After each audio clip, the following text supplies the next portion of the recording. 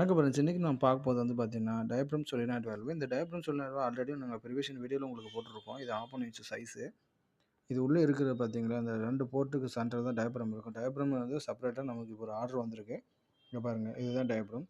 இதில push up, புல் அப் பண்றதுனால தான் உள்ள ஏர் வந்து கண்ட்ரோலா ஆகி போகும். ஸோ நம்ப ஏருக்கு ப்ளஸ் வாட்டருக்கு இத யூஸ் பண்றாங்க.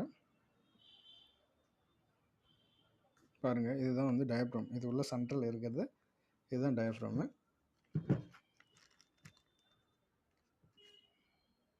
ஃப்ரெண்ட்ஸ், இந்த உள்ள நட்டு இருக்குது பார்த்தீங்களா, இந்த பேக் சைடில் உங்களுக்கு லைட்டாக தெரியும். ஸோ இதுதான் அந்த நட்டு தான் இது.